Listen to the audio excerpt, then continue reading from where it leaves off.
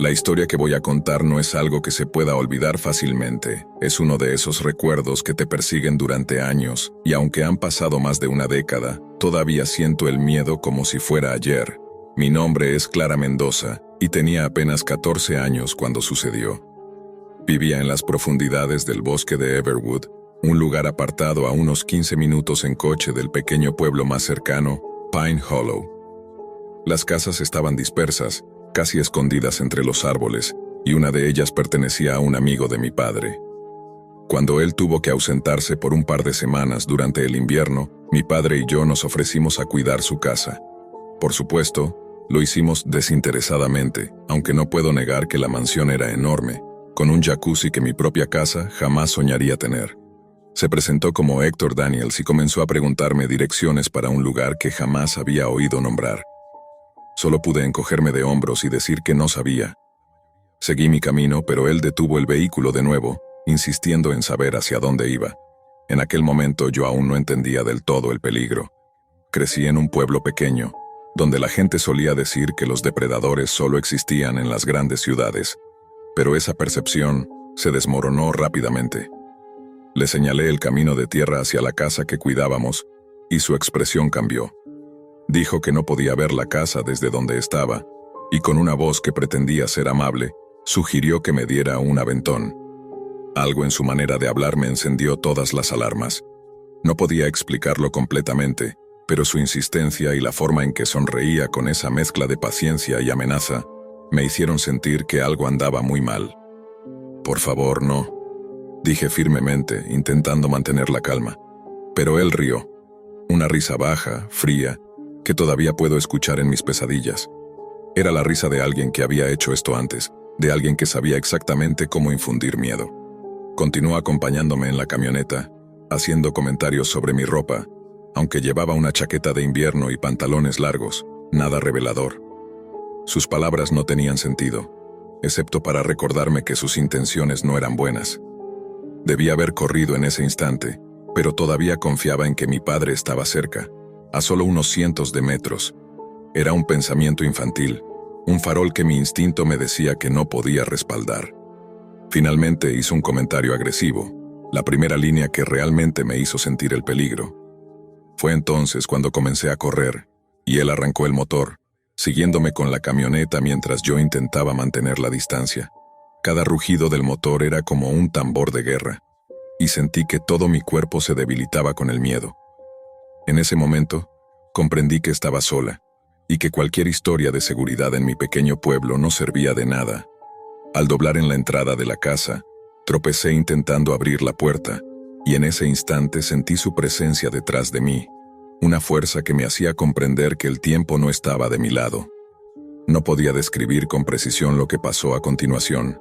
Era una mezcla de terror absoluto y adrenalina pura. Todo a mi alrededor parecía ralentizarse. La camioneta, los árboles, el viento, y su risa que todavía resonaba en mi mente. Fue en esos segundos, mientras buscaba desesperadamente la llave correcta, que algo cambió. Lo que sentía como un destino inevitable comenzó a transformarse. Aunque el miedo no desapareció, apareció una figura que alteró por completo la situación. Mi padre, Samuel Mendoza, que en ese momento se convirtió en un protector formidable. Su intervención fue inmediata y decisiva, y aunque no quiero adelantar la resolución completa, puedo decir que su presencia alteró radicalmente lo que había comenzado como una pesadilla que creí interminable. Mirando atrás, recuerdo la sensación física y mental que me invadió. Un cansancio extremo, una confusión que me hizo sentir como si mi propio cuerpo y mente estuvieran traicionándome. Sentí como cada pensamiento se volvía más difícil, como cada paso se hacía pesado. Fue sin duda la experiencia más aterradora que he vivido, y me enseñó lecciones que todavía llevo conmigo. El peligro puede estar más cerca de lo que creemos, y el instinto, aunque frágil, nunca debe ser ignorado. Apenas tuve un momento para recuperar el aliento antes de que la sensación de peligro volviera a intensificarse. Héctor Daniels no se detuvo, y su presencia seguía amenazando cada paso que daba. La camioneta rugía cerca, como un depredador acechando a su presa. Mi corazón latía con fuerza, y sentía que cada músculo de mi cuerpo estaba en tensión total. Por primera vez entendí de manera visceral lo que era la vulnerabilidad. No se trata solo de miedo, sino de la conciencia de que alguien puede arrebatarte el control de tu propia vida en un instante. Corrí hacia la puerta de la casa que estábamos cuidando, mis dedos temblorosos intentando encajar la llave en la cerradura. Tropecé varias veces, como si el miedo hiciera que todo mi cuerpo conspirara contra mí. En esos segundos, cada instante parecía durar una eternidad.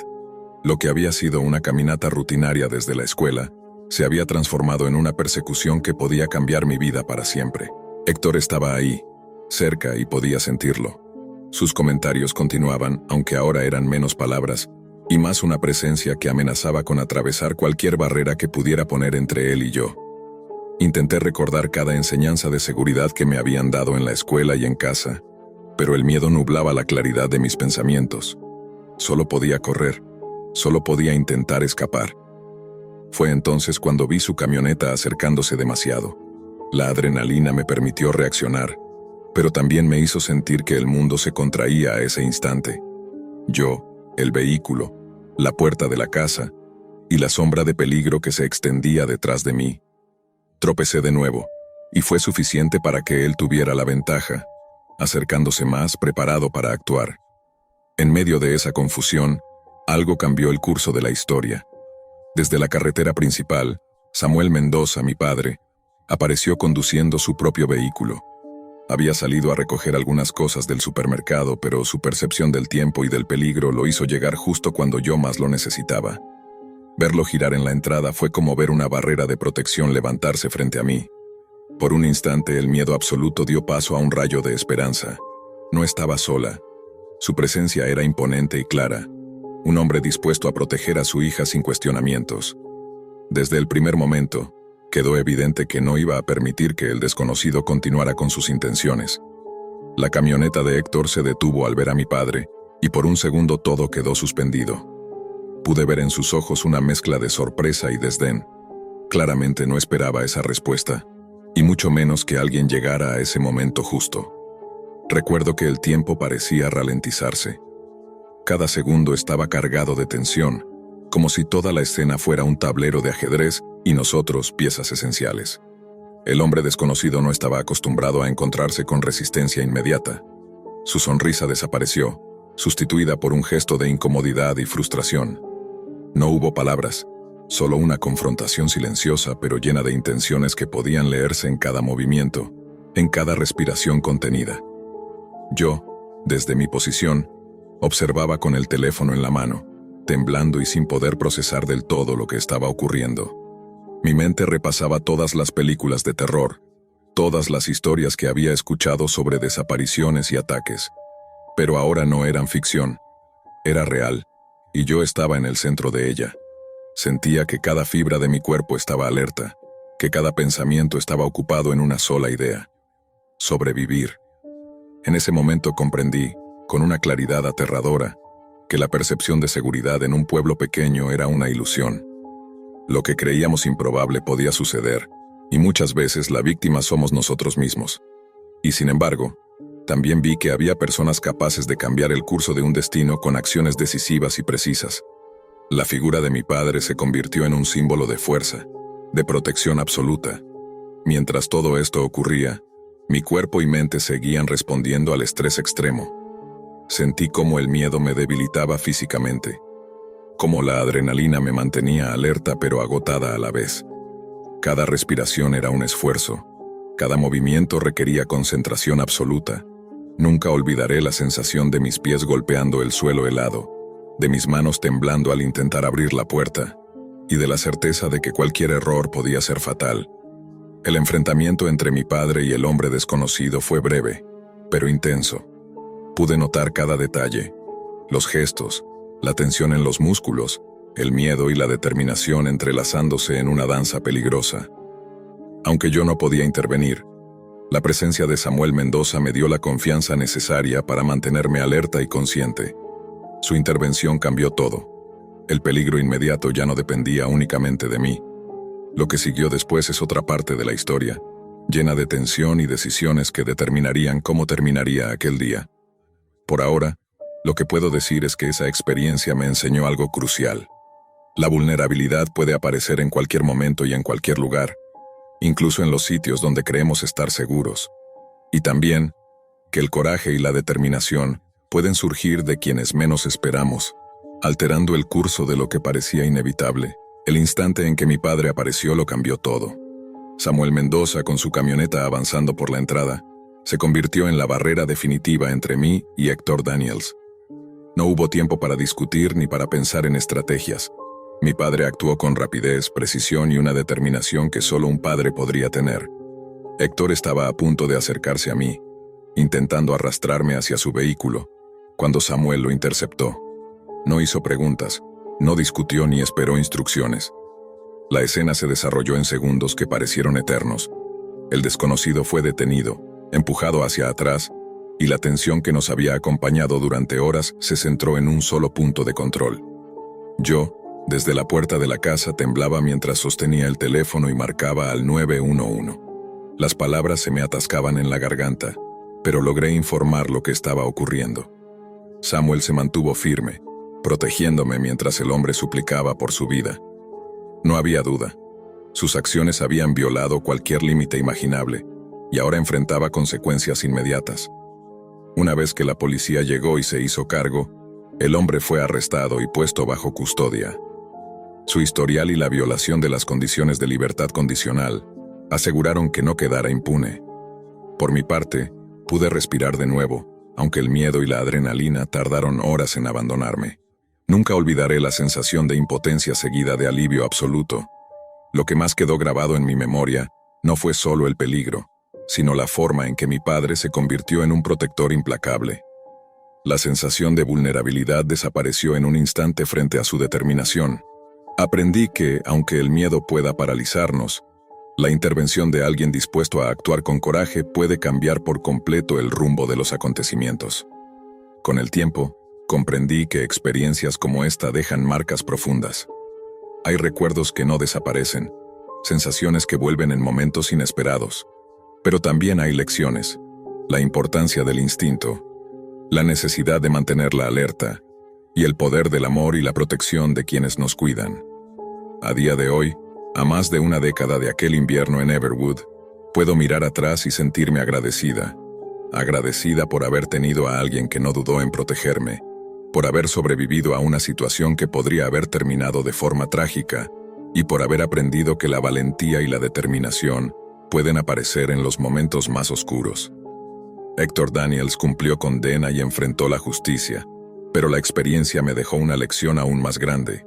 En la vida, no siempre se trata de esperar que otros nos rescaten, sino de confiar en quienes nos aman y de escuchar siempre nuestro instinto. La combinación de ambas cosas puede marcar la diferencia entre el peligro y la supervivencia. Y sobre todo, aprendí que a veces los monstruos no están escondidos en bosques remotos ni en películas de terror. Pueden acercarse en un instante, y la única manera de enfrentarlos es con claridad, coraje, y cuando aparece, el apoyo de quienes nos protegen sin dudarlo. Hoy puedo decirlo con seguridad. Gracias a mi padre, gracias a su valentía, estoy aquí para contarlo. Y esa es la diferencia entre un recuerdo que te paraliza y uno que te enseña a seguir adelante. El suceso más perturbador que experimenté, con mis 39 años, se desarrolló durante unas 8 semanas en el verano de 2018, alrededor de mediados de julio en la región de Nueva Inglaterra. Aquella temporada trajo consigo un clima excepcional, algo poco común por esos lares, y mi esposa, Clara, y yo aprovechamos cada oportunidad para salir a caminar. Para nosotros, nada se compara con una buena caminata bajo el sol, disfrutando de la naturaleza cuando el tiempo lo permite. En esos días, tuvimos que organizar 3 excursiones en 9 días. Al principio, la fatiga que sentía era del tipo agradable, un cansancio que invita al descanso, a disfrutar de un día relajado con ducha caliente, bata y pantuflas. Sin embargo, cuando tras una cena ligera y una noche de sueño reparador seguía sintiéndome débil y sin energía, supe que algo no estaba bien. Intenté retomar mi rutina laboral, pero los síntomas empeoraron rápidamente. Lo que empezó como cansancio se transformó en dolores de cabeza intensos y escalofríos constantes.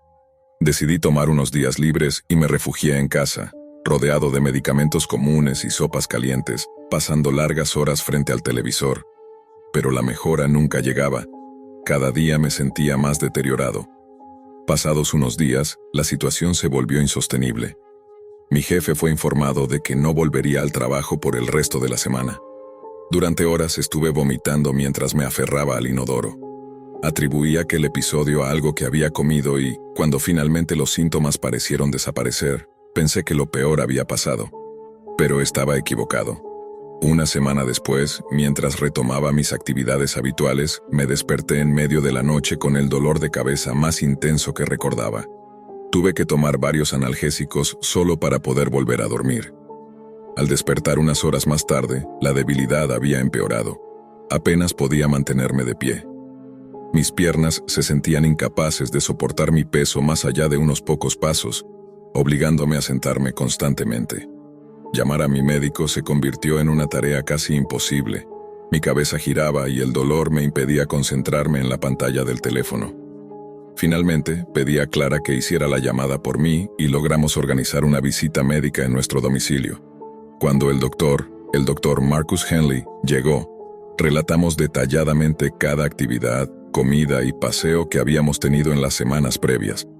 Mientras escuchaba, su rostro reflejó un instante de claridad, un momento de iluminación que Clara notó de inmediato.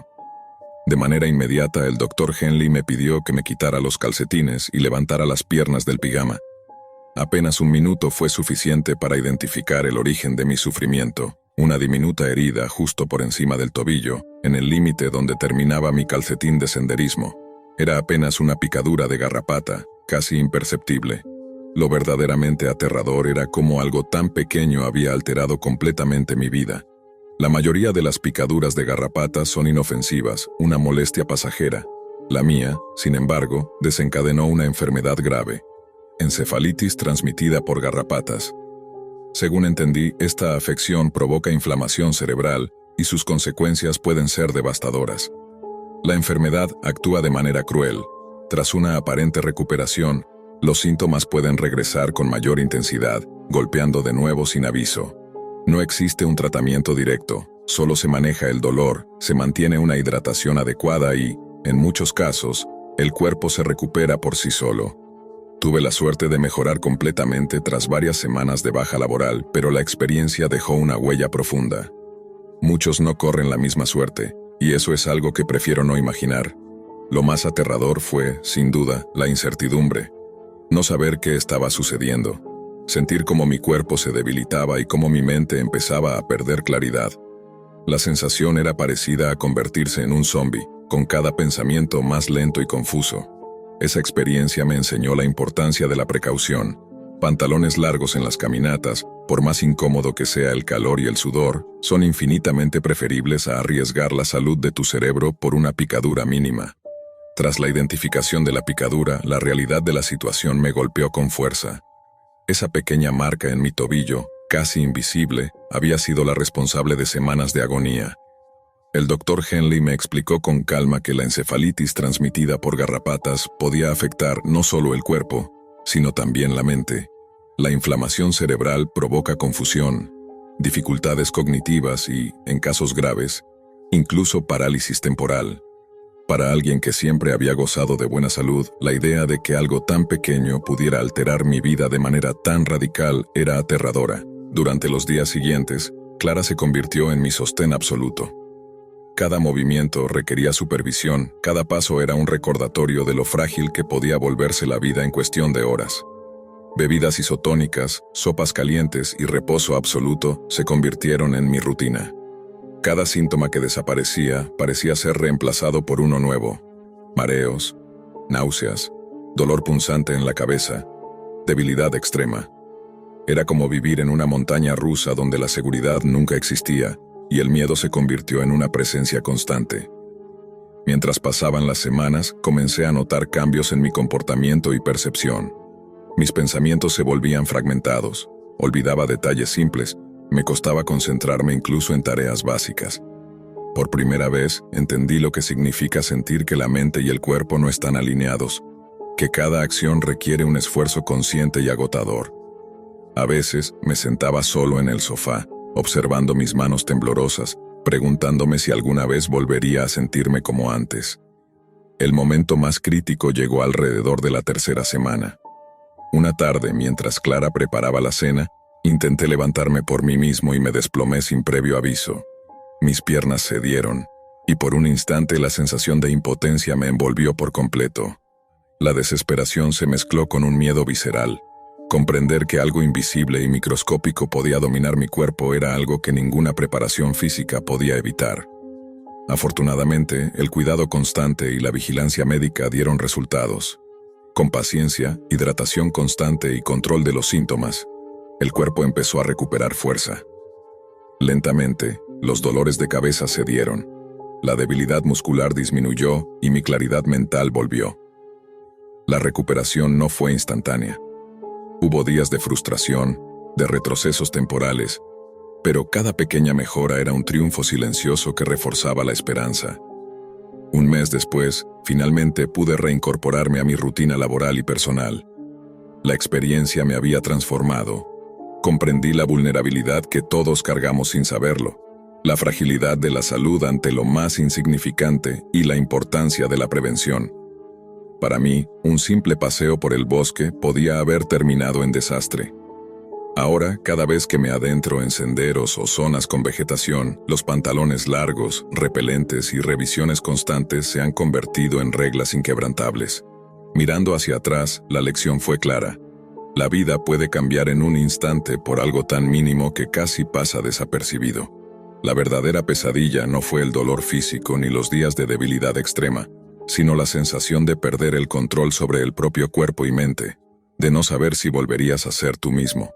Es un recordatorio constante de que debemos respetar la naturaleza, cuidar de nuestro entorno y nunca subestimar los riesgos aparentemente pequeños.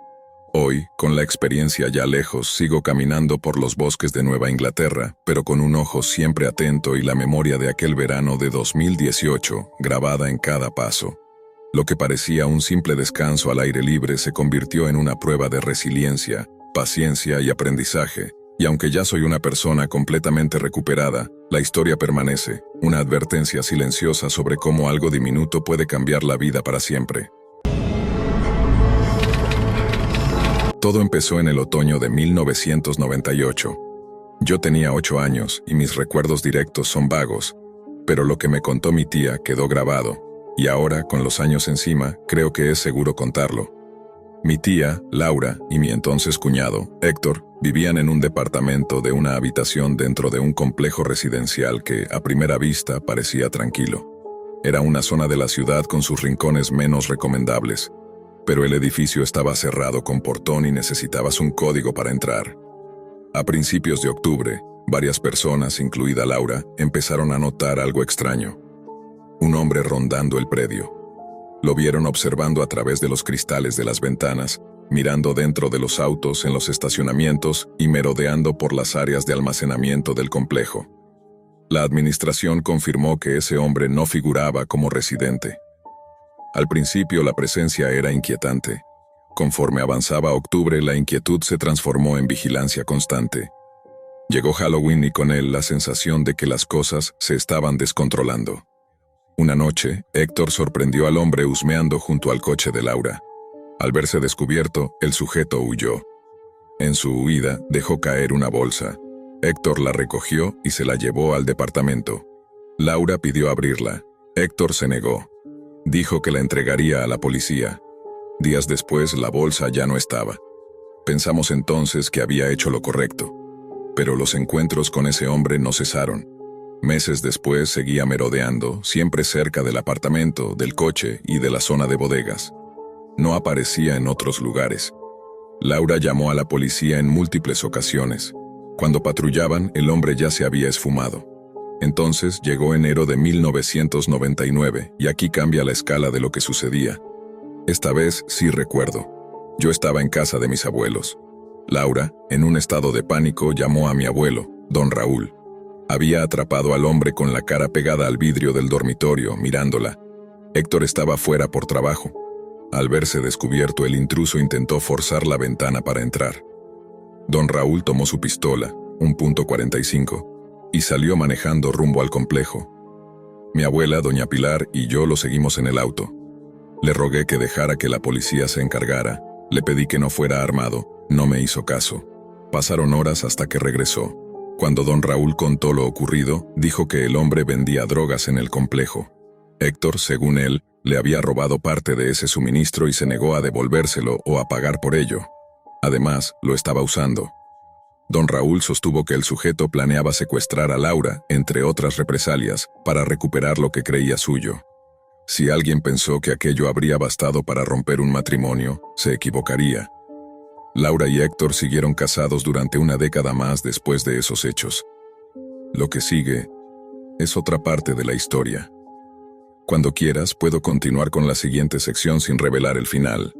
Los meses siguientes se convirtieron en un juego de miedo constante. El hombre seguía merodeando por el complejo, siempre cerca del coche de Laura y la zona de almacenamiento.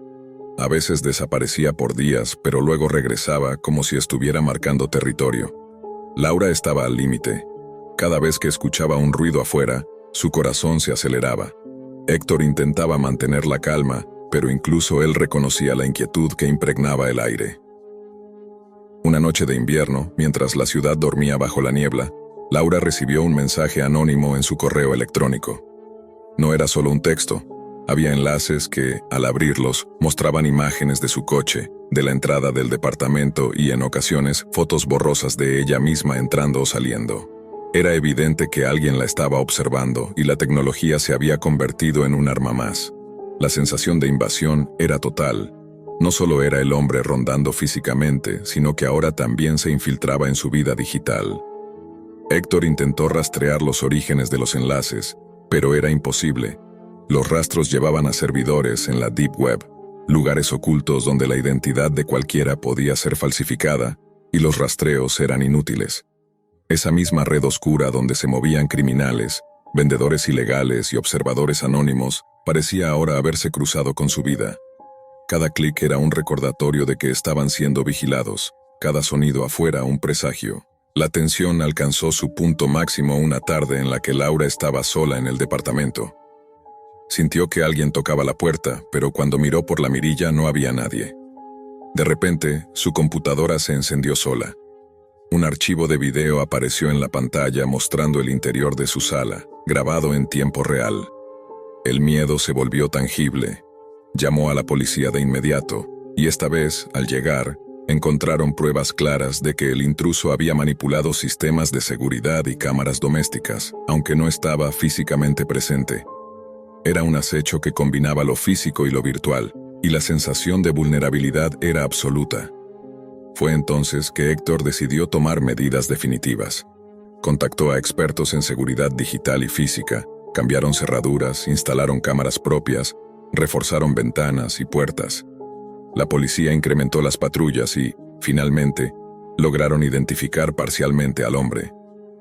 Tenía antecedentes por delitos menores, venta de sustancias ilícitas y acecho. Sin embargo, nunca pudieron atraparlo directamente. Los caminos que había tomado para ocultarse eran demasiado sofisticados para ser seguidos al pie de la letra. Con el tiempo, la amenaza física disminuyó. El hombre dejó de aparecer cerca del complejo, probablemente porque se dio cuenta de que estaba demasiado vigilado. La tensión emocional, sin embargo, dejó cicatrices profundas. Laura aprendió a desconfiar de cualquier desconocido que se acercara demasiado y Héctor entendió que, incluso con fuerza física y armas, había límites ante la manipulación tecnológica. Finalmente, la familia reconstruyó su rutina. Laura y Héctor siguieron casados por unos años más, aunque la relación nunca volvió a ser la misma. La paranoia y la desconfianza habían dejado marcas que no se borran. Con los años, la historia quedó como una advertencia silenciosa sobre la vulnerabilidad. No solo en la calle, sino también en la vida digital, en la oscuridad de la Deep Web y en la facilidad con que alguien podía observarte sin ser visto. La experiencia enseñó algo importante. El peligro no siempre se presenta con fuerza.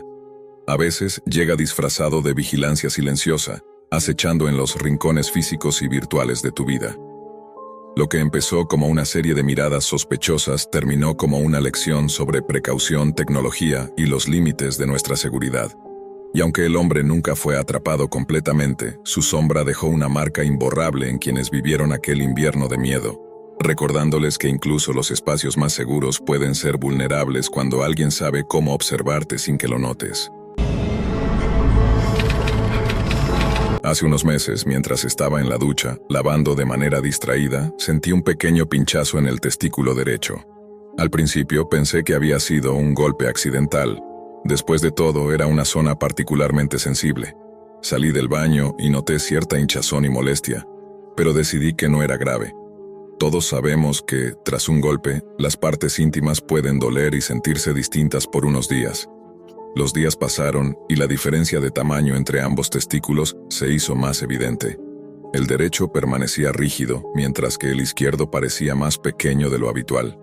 Revisé cuidadosamente y no encontré bultos extraños, lo cual me alivió un poco. Aún así, la sensación persistía y la incomodidad no desaparecía.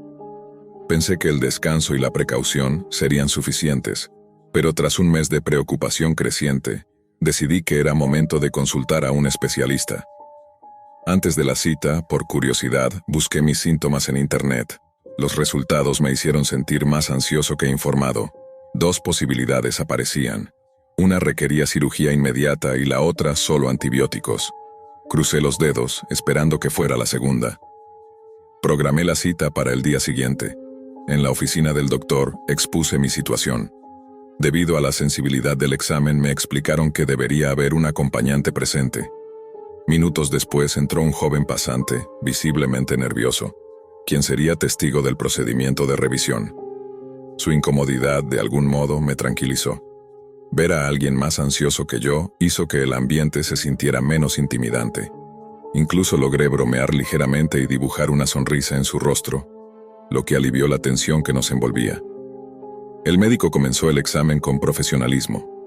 Tocó, presionó y revisó, asegurándose de que todo se realizara con cuidado y ética. No había bultos sospechosos, pero la diferencia de tamaño y rigidez persistía. Me explicó que necesitaría tratamiento, aunque no estaba claro cuál. Con cierta timidez, pregunté lo que todos tememos: ¿podría ser cáncer? El doctor negó esa posibilidad inmediata, explicando que, de ser así, probablemente habría aparecido con otros síntomas evidentes. Me hizo preguntas detalladas: dolores de cabeza, molestias en la espalda baja, cualquier secreción anormal. No tenía ninguno de esos síntomas. La conversación era incómoda pero necesaria. La claridad de su explicación calmaba un poco la ansiedad. Antes de despedirme, me informó que, aunque no había motivos graves inmediatos, me pondría en un seguimiento especializado del sistema de salud de Norlavia, un protocolo preventivo ante cualquier irregularidad testicular. Me explicó que la terminología podía sonar alarmante, pero era un procedimiento estándar y prudente. Recibí la llamada de una enfermera pocos días después. Tenía que acudir a un ultrasonido para obtener un diagnóstico más preciso. A pesar de que el dolor había disminuido, la preocupación no desaparecía. La espera hasta el día de la prueba fue angustiante. Cada minuto aumentaba la ansiedad. El día del ultrasonido, el hospital estaba tranquilo, pero mi mente no lo estaba. La prueba se realizó sin complicaciones, y más tarde fui llamado por un médico de voz calmada y pausada. Su manera de hablar parecía diseñada para suavizar cualquier noticia, por dura que fuera. Me hizo sentar y comenzó a explicarme los resultados con cuidado. La información llegaba lentamente, con precisión quirúrgica, y cada palabra aumentaba mi tensión emocional. El ultrasonido mostró que algo en el testículo derecho requería atención, aunque todavía no era un diagnóstico definitivo de cáncer. El médico enfatizó la importancia de la intervención temprana. Era una cuestión de prevenir riesgos mayores, incluso si la probabilidad de malignidad era baja. En ese momento, comprendí que podría enfrentar una cirugía que cambiaría mi vida de manera tangible y simbólica. La sensación fue abrumadora. Por un instante, sentí que el mundo se inclinaba bajo mis pies. Pese a todo, traté de mantener la compostura. Respiré hondo, intentando absorber cada explicación sin dejar que el miedo me paralizara. La profesionalidad del médico, su empatía y la conciencia de que estaba tomando medidas responsables por mi salud ayudaron a estabilizar mi mente. Reflexioné sobre la importancia de la prevención y del seguimiento médico. Un procedimiento aparentemente simple podía salvar vidas. Mientras salía del hospital, con una cita para la cirugía programada, me invadió una mezcla de miedo, alivio y determinación. Sabía que enfrentaría un proceso físico y emocional, pero también comprendí que la información y la acción temprana eran mis mejores herramientas. Esa experiencia se convirtió en un recordatorio profundo. La salud, incluso en las áreas más privadas, no puede ser pospuesta. Los días que siguieron al ultrasonido fueron un torbellino emocional. Cada momento de tranquilidad se veía interrumpido por pensamientos recurrentes sobre lo que vendría. La ansiedad era inevitable, la mente jugaba con escenarios, algunos improbables, otros más aterradores, pero todos posibles. Aún así, intenté mantenerme enfocado en hechos. No había dolor agudo, no había señales de infección ni bultos adicionales. Solo había una anomalía que requería acción y vigilancia. Finalmente, llegó el día de la cirugía. La clínica del Hospital Central de Norlavia estaba ordenada y tranquila, con personal eficiente que buscaba aliviar cualquier tensión. Me hicieron pasar a la sala de preparación, donde el equipo explicó cada paso del procedimiento.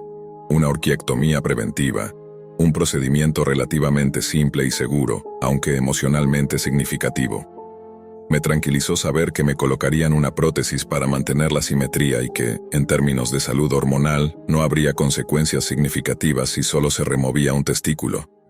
La claridad del personal médico hizo que la expectativa del dolor y la cirugía fuera más soportable. Durante la operación pensé en todo lo que había pasado. El pequeño pinchazo inicial, la creciente preocupación, las visitas al médico, el ultrasonido, la espera angustiante. Me di cuenta de lo vulnerable que puede ser la vida y cómo un instante aparentemente trivial puede desencadenar un proceso que cambia la percepción de uno mismo y la relación con el propio cuerpo. La cirugía fue breve y exitosa. Al despertar, me informaron que todo había salido según lo planeado. La prótesis estaba colocada, el testículo afectado removido, y los riesgos habían sido minimizados gracias a la intervención temprana. La recuperación física fue más sencilla de lo que temía. El dolor era manejable y las molestias, transitorias. La verdadera lucha era emocional. Aceptar que parte de mi anatomía había cambiado, enfrentar la idea de vulnerabilidad y reconciliarme con la experiencia. Sin embargo, conforme pasaban los días, entendí algo fundamental: la importancia de la acción preventiva y del autocuidado. Cada examen, cada cita médica, cada prueba realizada había sido un acto de responsabilidad hacia mi vida y mi salud futura. Reflexionando sobre todo lo vivido, comprendí que la experiencia me había enseñado varias lecciones. La primera, y quizás la más importante, es que no hay vergüenza ni demora justificable cuando se trata de la salud. Los hombres en particular solemos postergar revisiones por timidez o simple pereza, pero la prevención es crucial. Un diagnóstico temprano puede salvar vidas. La tasa de supervivencia del cáncer testicular, por ejemplo, supera el 95% cuando se detecta a tiempo.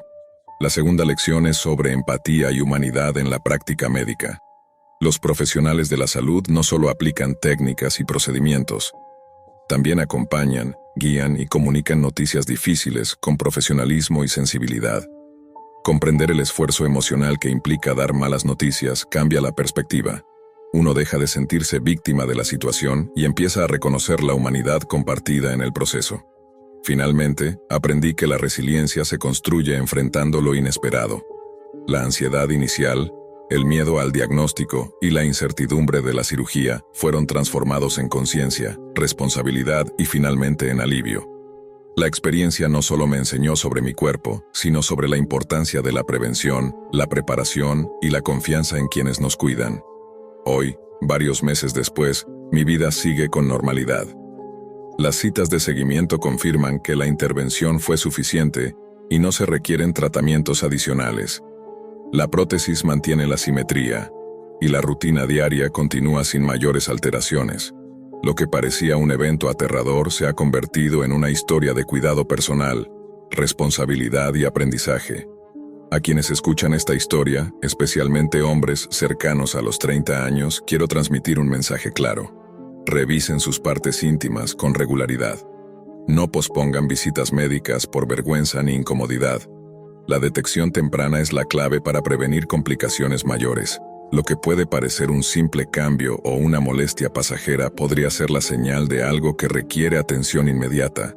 No es necesario vivir con miedo, sino con conciencia y acción. La salud es un acto de responsabilidad y amor propio. Un pequeño gesto de prevención, una cita médica o un ultrasonido puede marcar la diferencia entre complicaciones y recuperación completa. La experiencia que viví, aunque desafiante, me enseñó a valorar cada momento, a escuchar a mi cuerpo y a actuar con prontitud ante cualquier irregularidad. Al final, el miedo inicial se transforma en poder. El poder de tomar decisiones informadas, de confiar en la medicina, de cuidar de uno mismo y de compartir experiencias que puedan salvar vidas. Esa es la lección más importante de toda esta historia. La prevención no solo salva testículos, salva vidas, y la acción temprana transforma el miedo en seguridad. A veces pienso que mi vida puede dividirse en dos grandes capítulos. Todo lo que ocurrió antes del 27 de octubre de 2004 y todo lo que vino después. Esa fecha quedó grabada en mí como una marca invisible. No necesito recordatorios, no necesito calendarios. Fue justo el día después de que el equipo de béisbol local, los Halcones de Boston, ganara su primera serie mundial en casi un siglo. En aquel entonces vivía en Greenville, un pequeño pueblo en el norte del estado. Trabajaba como bartender en un bar de carretera, intentando ahorrar lo suficiente para pagarme la universidad. Compartía casa con mi madre, Clara, una mujer fuerte, de mirada cálida, pero emocionalmente frágil desde la muerte de mi padre, hacía ya varios años. Desde entonces habíamos sido solo ella y yo. Nuestra relación había sido buena, cercana incluso. Pero con el paso de los años, algo empezó a cambiar. Yo tenía 22, y ella parecía incapaz de aceptar que, en algún momento, me iría. Todo comenzó, curiosamente, cuando se obsesionó con una serie de televisión sobre una madre y su hija. A veces bromeaba diciendo que la veía tanto que empezó a creerse uno de los personajes. Pero no era del todo una broma. De pronto, el miedo irracional de quedarse sola se volvió parte de nuestra rutina. Cualquier conversación sobre mi futuro se transformaba en una tormenta emocional. Era como si cada palabra sobre independencia fuese una amenaza directa a su estabilidad. Aquella noche, tras la victoria de los Halcones, regresé a casa tarde. El pueblo entero aún celebraba, los bares llenos, la gente eufórica. Encontré a mamá en el sofá, con la televisión encendida y una copa de vino a medio terminar. Llevaba los ojos hinchados, pero sonrió cuando me vio entrar. Le hablé de mis planes para solicitar ingreso en la Universidad de Richfield, que quedaba a solo media hora de allí. Eso pareció tranquilizarla. Me dijo que le aliviaba saber que no me iría lejos. Esa noche compartimos una cena improvisada con sobras recalentadas y nos reímos viendo las imágenes de los fanáticos borrachos que habían salido a celebrar. Parecía que las cosas volvían a la calma. Cuando subí a mi habitación alrededor de las 11, la dejé viendo televisión. Fue la última vez que la vi tranquila. No recuerdo cuánto dormí, pero lo siguiente que tengo grabado es el sonido de su voz, un susurro ahogado que me hizo abrir los ojos. Clara estaba de pie junto a mi cama, tambaleándose. Tenía un brazo presionando su abdomen y la sangre le empapaba la ropa. «Llama al 911», murmuró antes de desplomarse. El instinto tomó el control. Marqué con las manos temblorosas mientras trataba de sostenerla. La operadora me pidió que describiera sus heridas y apenas pude hablar. Lo único que recuerdo con claridad es el momento en que mi madre frunció el ceño de dolor y, con voz débil, dijo: «Me apuñaló. Alguien me apuñaló». El resto fue confusión. Cerré la puerta de mi habitación con el pestillo y la sostuve con el cuerpo, esperando escuchar pasos, un ruido, algo, nada. Solo el silencio pesado de la madrugada. El operador me pidió que permaneciera donde estaba hasta que llegara la policía. Las sirenas se escucharon minutos después, aunque en aquel momento parecieron horas. Cuando finalmente entraron, los agentes despejaron la casa antes de dejar pasar a los paramédicos. Había sangre por todas partes. Esa imagen, el charco oscuro expandiéndose lentamente sobre la alfombra, nunca la he podido borrar. Esa noche marcó un antes y un después. A veces pienso que mi vida se divide en dos partes. Todo lo que ocurrió antes del 27 de octubre de 2004 y todo lo que vino después. Nunca olvido esa fecha. No solo porque fue el día después de que los halcones de Boston rompieran una maldición de casi 100 años al ganar la Serie Mundial, sino porque esa noche en una casa tranquila de Greenville, mi mundo se rompió también. Yo trabajaba como bartender en un bar de carretera. Mi madre, Clara, y yo vivíamos juntas desde que mi padre murió. Era una mujer sensible, algo melancólica, pero fuerte.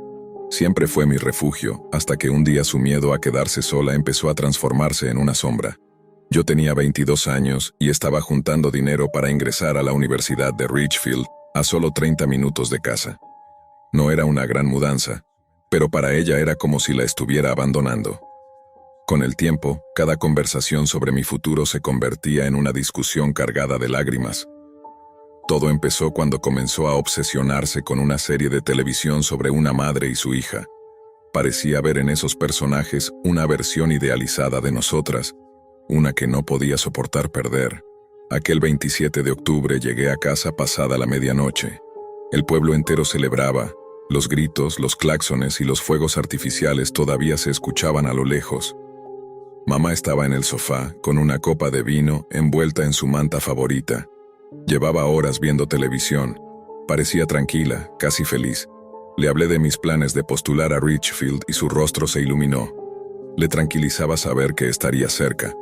Cenamos sobras recalentadas, nos reímos viendo a los fanáticos ebrios del equipo en las noticias y por un momento todo pareció normal.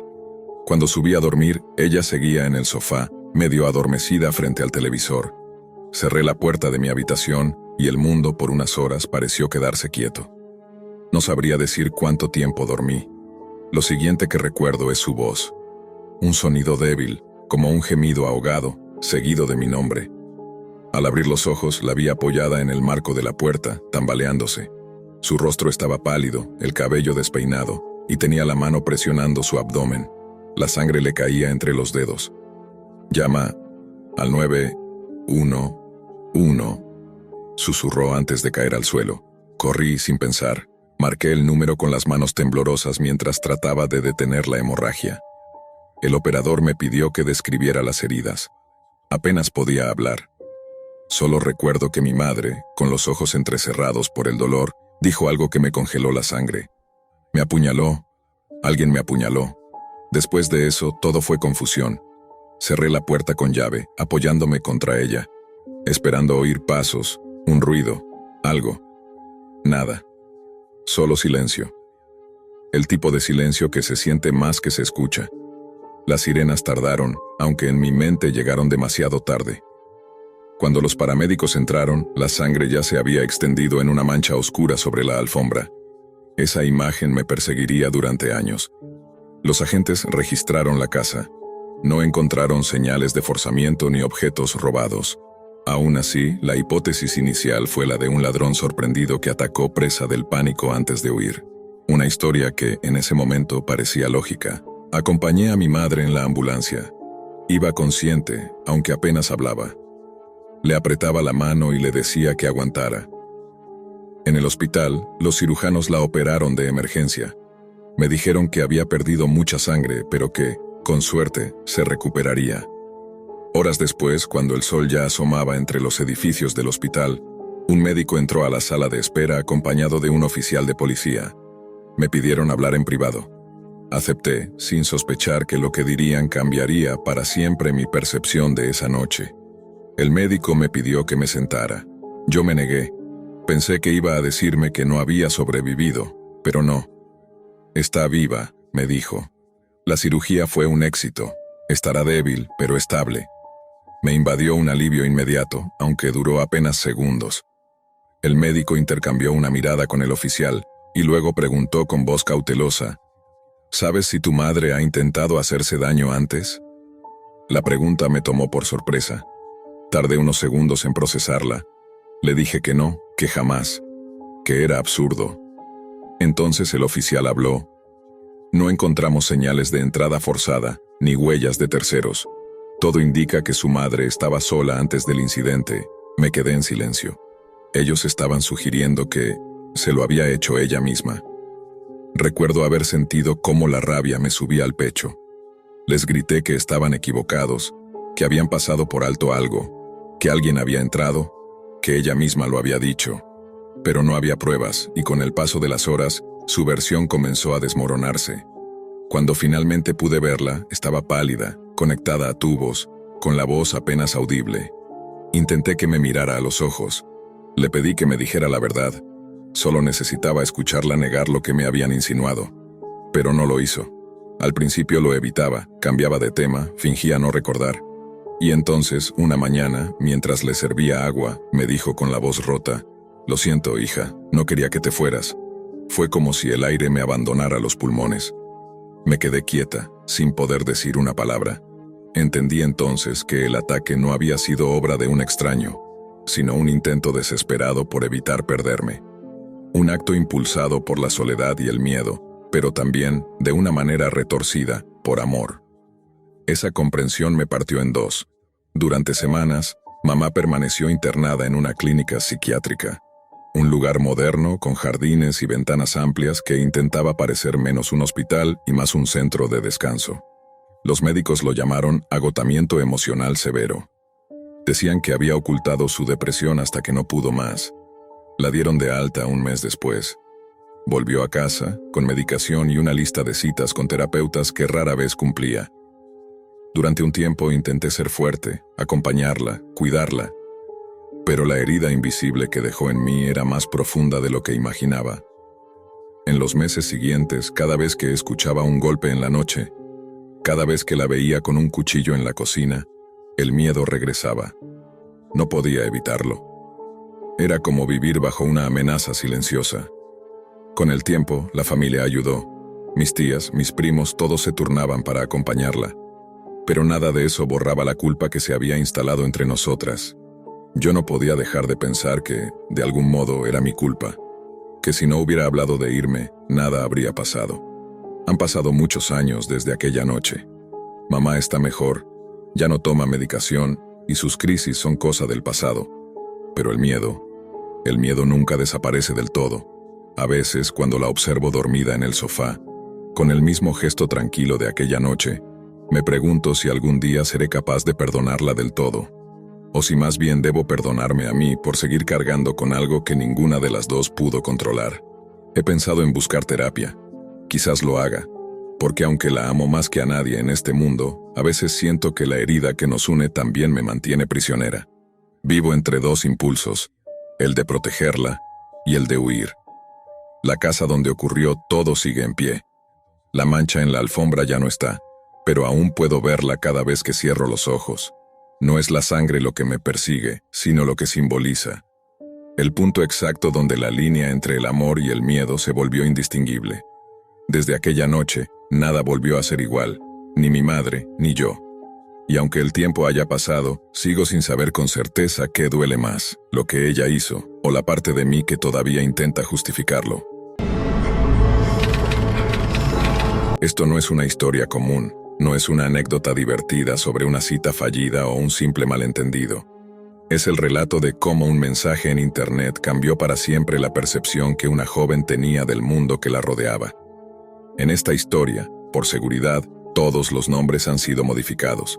Nuestra protagonista se llama Lucía Vargas, y en aquel entonces tenía apenas 18 años recién cumplidos. Acababa de graduarse de la escuela secundaria y atravesaba ese periodo de transición en el que la ingenuidad todavía compite con la curiosidad por la vida adulta. Lucía se describía como una persona tranquila, introvertida y con un sentido del humor algo sarcástico. Había terminado recientemente una relación larga y, buscando distraerse, descargó una aplicación de citas, Swipe Now, una versión ficticia de Tinder. No lo hizo con grandes expectativas. Solo quería ver qué había allí afuera. Durante algunos días jugó con la aplicación, deslizando sin mucho interés, hasta que, cansada de lo superficial, la cerró. No la eliminó, simplemente la dejó olvidada en su teléfono. Una noche cualquiera, después de su turno en una pequeña tienda de postres donde trabajaba, Lucía abrió el móvil aburrida. Revisó sus redes y, por casualidad, notó que tenía un mensaje nuevo en FaceLink, una red social que apenas usaba. El mensaje provenía de alguien llamado Dylan Mercer. El texto decía: «Hola, perdón si esto parece raro, pero te vi hace un tiempo en Swipe Now. No coincidimos, pero recordé tu cara. Tenemos varios amigos en común aquí. Solo quería decirte que eres realmente hermosa. Lucía lo leyó con cierto desconcierto. Recordaba haber visto ese perfil en la app, pero no lo había elegido porque no era su tipo. Sin embargo, el mensaje era educado, casi inocente. Le respondió con cortesía, agradeciendo el cumplido. Dylan lo tomó como una invitación para conversar. Lucía, que aún conservaba esa confianza juvenil en las personas, respondió algunas de sus preguntas. Descubrió que él tenía 23 años, algo que ya la hacía dudar. Le dijo abiertamente que era demasiado mayor para ella y dejó el intercambio ahí. Esa noche se durmió pensando que el asunto había terminado. Pasaron algunas semanas. Lucía continuó su rutina habitual: trabajo, casa, amigos. Una noche de verano, mientras cerraba el local a eso de las 10, su teléfono volvió a vibrar. Era Dylan Mercer. El mensaje decía: ¿sigues trabajando ahí este verano? Lucía, cansada, contestó con un simple «sí, ¿por qué?». Siguió trapeando el piso sin pensar mucho en ello. Pero pocos segundos después, otra notificación la hizo detenerse. «Acabo de pasar por el mostrador hace unos minutos. Estoy en el estacionamiento por si quieres ir a comer algo después de tu turno». Lucía sintió un pequeño escalofrío. No era una coincidencia. El lugar donde trabajaba no era un sitio genérico. Era un puesto de batidos en la zona turística del pueblo, un lugar que cualquiera reconocería si lo conocía. No cabía duda, él la había visto. Se lo mostró a su compañera de trabajo y mejor amiga, Camila Torres. Ambas se rieron nerviosas. Al salir juntas, notaron que en el estacionamiento quedaba solo un coche, con las luces apagadas. Eran las 10:20 de la noche. Lucía no quiso asumir lo peor, pero su instinto le dijo que esperara. Se sentó en su propio vehículo, encendió el motor y se mantuvo allí, mirando por el espejo. Después de 15 minutos, el coche se fue. Recién entonces se permitió conducir a casa. Esa noche durmió inquieta. No por miedo, sino por esa incomodidad que deja lo que no encaja del todo. Durante las siguientes semanas, el mismo coche apareció estacionado en distintas ocasiones cerca de su trabajo. Pero como era temporada alta, Lucía lo atribuyó al azar, hasta que en octubre volvió a recibir otro mensaje de Dylan. Esta vez, con algo mucho más personal. Era una foto de la invitación a su fiesta de graduación, acompañada por el texto: ¿conoces a una señora llamada Margaret? Margaret era su abuela. Dylan explicó que estaba instalando un lavavajillas en la casa de ella y que, al ver la invitación en la nevera, reconoció su rostro. Dijo que habían estado hablando y que su abuela le contó lo orgullosa que estaba de su nieta. Lucía se sintió extraña.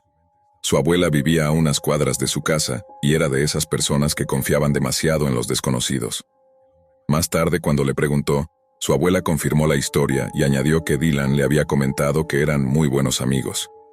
Lucía apenas había cruzado unas pocas conversaciones con él. Aún así, Dylan volvió a insistir. La invitó a una fiesta esa misma noche. Pero Lucía estaba fuera de la ciudad, viajando con amigos. Al explicárselo, él le pidió una cita para otro día. Ella declinó amablemente, repitiendo que la diferencia de edad le parecía inapropiada. Sus amigos se rieron del asunto, pero dentro de ella algo se torcía. Había una sensación que no sabía poner en palabras. Algo no estaba bien. El episodio siguiente terminó de confirmarlo. A principios de diciembre, la ciudad organizaba su tradicional Noche de Luces, una celebración local con desfiles y bandas escolares. La hermana menor de Lucía, Paula, desfilaba con la banda del instituto, así que ella fue con un grupo de amigos para apoyarla. Mientras hacía fila para comprar chocolate caliente, su teléfono vibró con una notificación de Snapgram, una red social que nunca había compartido con Dylan. Su usuario no era fácil de adivinar. Aún así, el mensaje era de él. Lo abrió con cautela. Era una fotografía.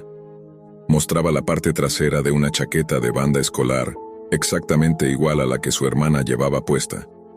La imagen iba acompañada de una frase breve: «Bonito abrigo». Lucía sintió que se le helaba la sangre. No solo estaba en el mismo lugar, sino que la estaba observando. En lugar de acercarse, le había tomado una foto. Salió de la fila de inmediato, arrastrando a sus amigos con ella. Segundos después, otro mensaje: «¿Y no vas a saludarme?». Lucía apenas podía pensar. No sabía cómo era él físicamente. Solo había visto una foto de perfil borrosa. Le respondió con un temblor en las manos. No sé cómo luces. Dylan contestó con una selfie y una sonrisa torcida. Entonces ven a buscarme. El desfile comenzó poco después y Lucía trató de distraerse, pero cada tanto miraba por encima del hombro, sintiendo que algo o alguien la seguía con la mirada. 30 minutos después, mientras revisaba su teléfono, encontró 2 mensajes nuevos de Dylan. ¿Qué harás después? Déjame llevarte al cine. Ella se limitó a responder. No, gracias, iré con una amiga a su casa. Él replicó casi de inmediato. Entonces las llevo a las 2. Lucía ya no lo encontraba gracioso.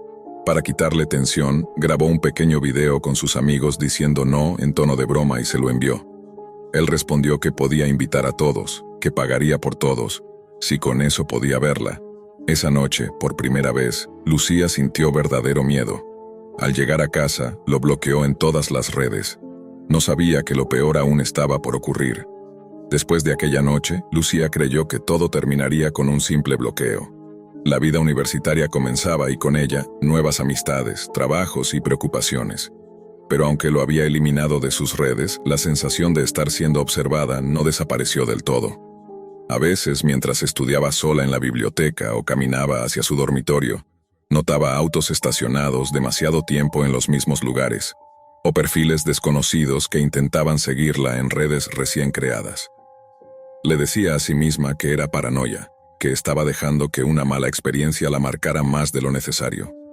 Pasaron los meses, hasta que una tarde de primavera, cuando todo parecía haber quedado atrás, su amiga Camila le envió una foto al celular. Era una captura de pantalla de una noticia local. El titular decía: detienen a joven por intento de secuestro y agresión en centro comercial. Lucía no tuvo que leer más. En la fotografía policial reconoció de inmediato ese rostro que había visto tantas veces en la pantalla del teléfono: Dylan Mercer. El artículo explicaba que había sido arrestado por acosar a una menor de 16 años dentro de un centro comercial. Cuando la chica lo rechazó, él la había seguido hasta el estacionamiento. La tomó del cuello y la golpeó, dejándola inconsciente. Un guardia intervino y logró detenerlo antes de que escapara. Lucía sintió un mareo. El teléfono se le resbaló de las manos. No podía dejar de pensar que ese mismo hombre había estado en el estacionamiento de su trabajo, que había sabido dónde vivía su abuela, y que incluso había estado a metros de su hermana en aquel desfile navideño. Corrió al baño de su dormitorio y vomitó. No solo por la brutalidad del acto, sino por el escalofrío de saber que ella había estado demasiado cerca de ser la siguiente. Cuando pudo calmarse, volvió a leer la nota. El nombre completo del agresor figuraba en el informe judicial: Dylan Mercer Gray. Y ese detalle abrió una puerta que Lucía creía cerrada hacía años. Cuando tenía 14 años, recordaba haber recibido mensajes insistentes de un chico llamado Dylan Gray en FaceLink.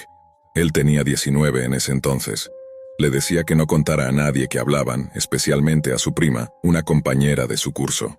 Los mensajes eran incómodos, pero Lucía, más joven e inexperta, no entendía del todo lo que implicaban. Afortunadamente, con el tiempo dejó de responder. Meses después, había visto en las noticias locales que un joven de ese nombre había sido arrestado por enviar material inapropiado a un menor de edad. Pensó que nunca más volvería a oír de él. Ahora sabía que aquel Dylan Gray y Dylan Mercer eran la misma persona. Había cambiado su nombre en redes, su foto y su historia, pero no su comportamiento. El hilo invisible que los unía la heló por completo. Lucía recordó cada conversación, cada mensaje en los que él parecía saber más de lo que decía. Recordó cómo se había infiltrado en su entorno, contactando a su abuela, apareciendo en su trabajo, siguiéndola en eventos públicos. Todo encajaba, y el miedo se transformó en una mezcla de alivio y horror. Alivio porque estaba bajo arresto. Horror porque había estado demasiado cerca, demasiadas veces. Durante semanas, Lucía evitó redes sociales. No quería leer más, pero la historia no terminó allí. Un año después, cuando Dylan fue liberado bajo libertad condicional, ella recibió una nueva notificación. Era una solicitud de seguimiento en su cuenta de InstaView. El nombre era distinto, la foto también, pero en el perfil se leía una sola descripción. ¿Recuerdas aquel desfile? Lucía bloqueó la cuenta inmediatamente. El corazón le latía tan fuerte que tuvo que sentarse, no había duda, era él otra vez. Días después, intentó seguir también a su hermana Paula. Lucía habló con su familia. Su padre contactó a las autoridades y notificó la situación, pero como no hubo una amenaza directa, poco pudieron hacer. Desde entonces, ella tomó todas las precauciones posibles. Cambió de número, eliminó sus cuentas anteriores y se mudó de residencia. Durante casi 2 años, no volvió a saber de él. A veces, sin embargo, sentía esa sombra conocida. Una mirada desde un auto, un perfil nuevo que parecía demasiado interesado en los mismos lugares que ella visitaba. El miedo ya no era un sobresalto, sino una presencia constante. Lucía aprendió a vivir con él. Con el tiempo, comprendió que su historia era más que una advertencia personal. Era un reflejo de cómo la tecnología, lo que alguna vez fue una ventana a la conexión humana, también puede convertirse en una puerta abierta hacia lo desconocido.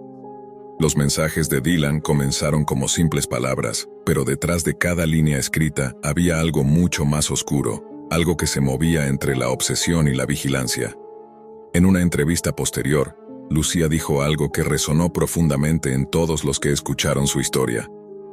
Siempre pensé que los monstruos estaban lejos, en los noticieros o en las películas, pero a veces los monstruos te saludan por Facebook y te dicen que te ves hermosa.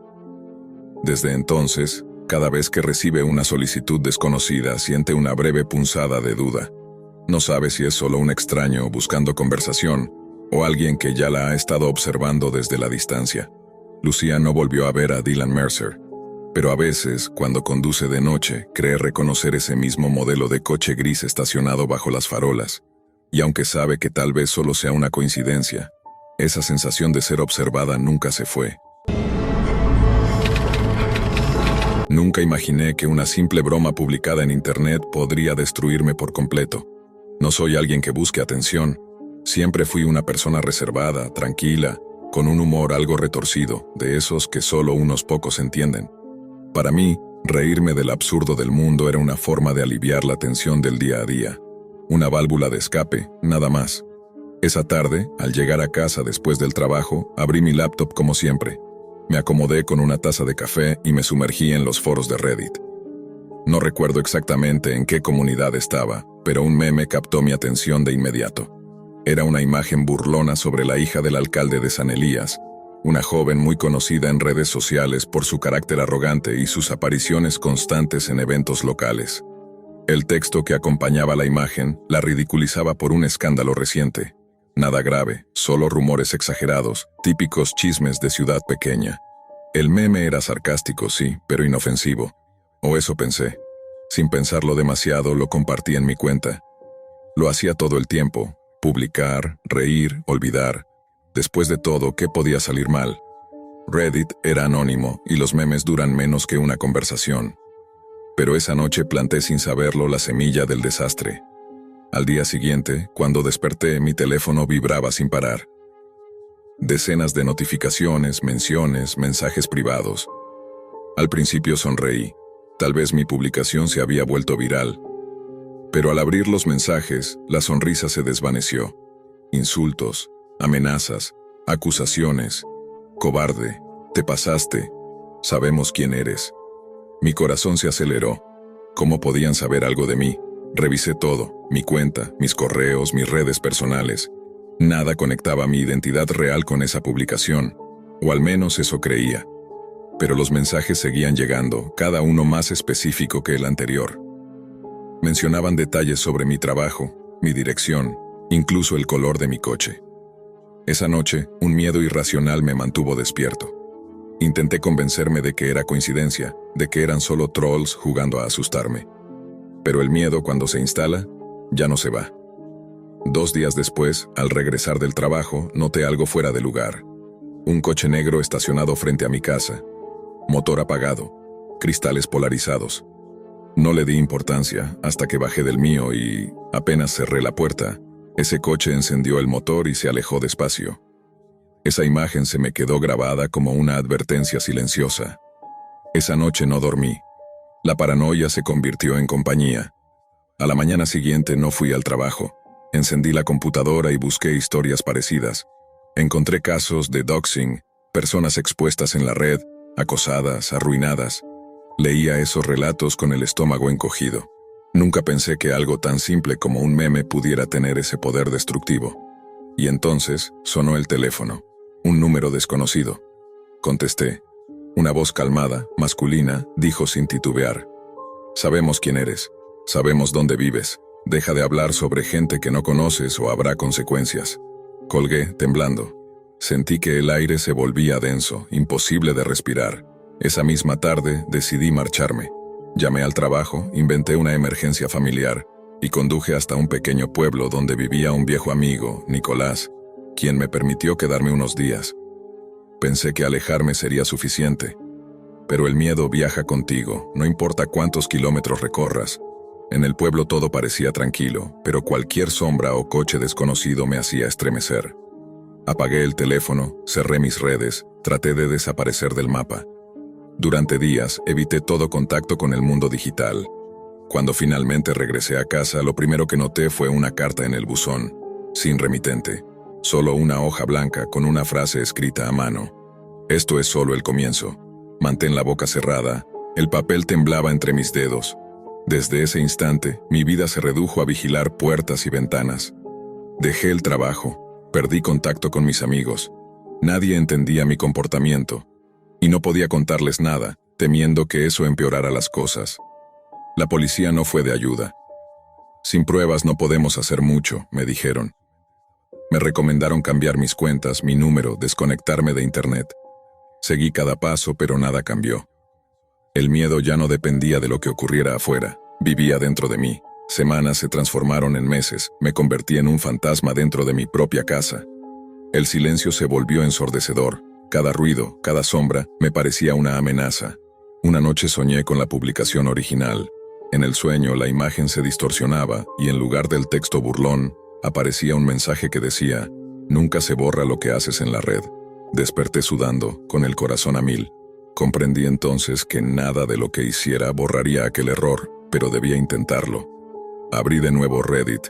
Creé una cuenta nueva y publiqué una disculpa. Conté lo ocurrido, expliqué que fue una broma sin malicia, que nunca quise dañar a nadie. Pedí perdón. No sabía si eso serviría, pero necesitaba enfrentar el miedo. Los días pasaron. No hubo respuestas, ni amenazas nuevas, ni mensajes, solo silencio.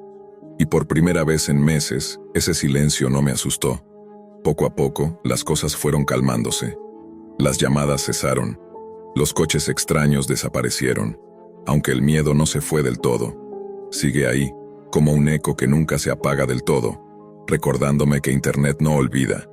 Hoy intento rehacer mi vida, lejos de las redes, lejos de los foros, lejos de las bromas. A veces me pregunto si sigo siendo observado, si alguien todavía guarda esa imagen en algún rincón oscuro de la web. Tal vez sí, tal vez no. Pero aprendí algo que nunca olvidaré. En la red, el anonimato es solo una ilusión. Y lo que compartes, incluso lo que parece un simple chiste, puede arruinarte para siempre. No se trató de venganza ni de justicia. Fue un recordatorio brutal de lo fácil que es perder el control en un mundo donde todos observan y nadie perdona. Ahora solo busco paz. Y cada vez que veo una imagen en línea que me provoca reír, una voz en mi cabeza me dice lo mismo una y otra vez: no lo compartas.